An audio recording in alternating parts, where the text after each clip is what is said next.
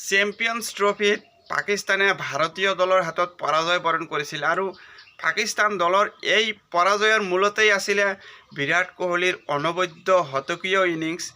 কিন্তু বিৰাট কোহলিয়ে কিয় বাৰে বাৰে ইমান সফলতা লাভ কৰি আছে আৰু এদিনীয়া ক্ৰিকেটত ন' ডাউট বিৰাট কোহলিতকৈ হয়তো আৰু এনে ভাল ক্ৰিকেটাৰ বিশ্বৰ কাৰণে পোৱাটো অতিকৈ টান হ'ব।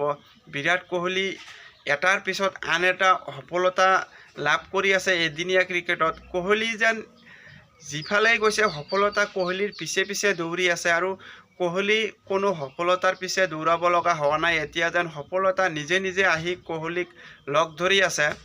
কিন্তু বিৰাট কোহলিৰ এই সফলতাৰ মূলতেই আছিলে বিৰাট কোহলিৰ কঠোৰ পৰিশ্ৰম।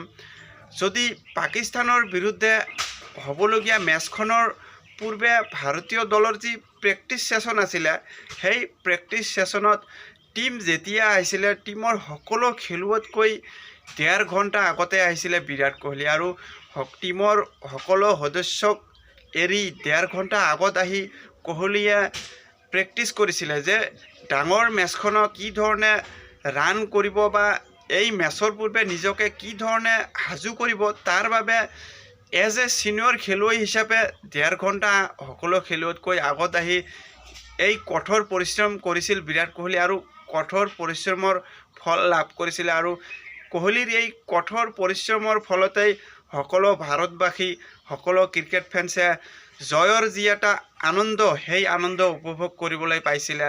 কিন্তু কোহলি এজ এ ছিনিয়ৰ খেলুৱৈ হিচাপে সকলো খেলুৱৈতকৈ আগত নাহিলেও হ'লহেঁতেন।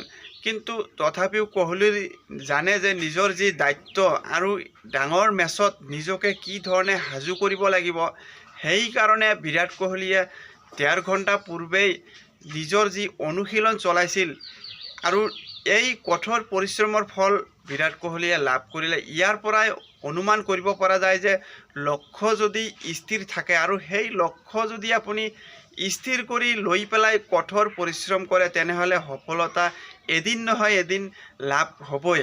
সেইকাৰণে হয়তো বিৰাট কোহলিক বাৰে বাৰে পাকিস্তানৰ বিৰুদ্ধে উজলি উঠা দেখা গৈছে। বিৰাট কোহলিয়ে বিগত যি টেষ্ট ছিৰিজ আছিলে অষ্ট্ৰেলিয়াত, সেই টেষ্ট ছিৰিজত প্ৰথম মেচখন বাদ দিলে বাকীকেইটা মেচত ভাল প্ৰদৰ্শন কৰিব পৰা নাছিলে।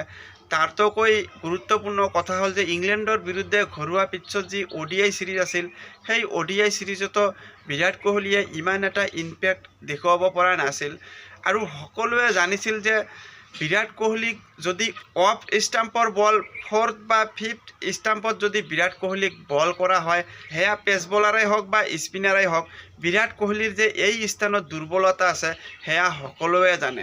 ৰঞ্জী ট্ৰফিতো যিগৰাকী বলাৰে বিৰাট কোহলিক আউট কৰিছিল, পিছলৈ সংবাদ মাধ্যমত প্ৰকাশ কৰিছিল সেই বলাৰগৰাকীয়ে যেতিয়া বাছেৰে জাৰ্ণি কৰি আছিল, বাছ ড্ৰাইভাৰজনে বিৰাট কোহলিক পৰামৰ্শ দিছিলে যে বিৰাট কোহলিক যদি আউট কৰিবলৈ হয় তেনেহ'লে অফ ষ্টাম্পৰ বাহিৰত 4th বা 5th ষ্টাম্পত বল কৰিলে বিৰাট কোহলি আউট হ'ব।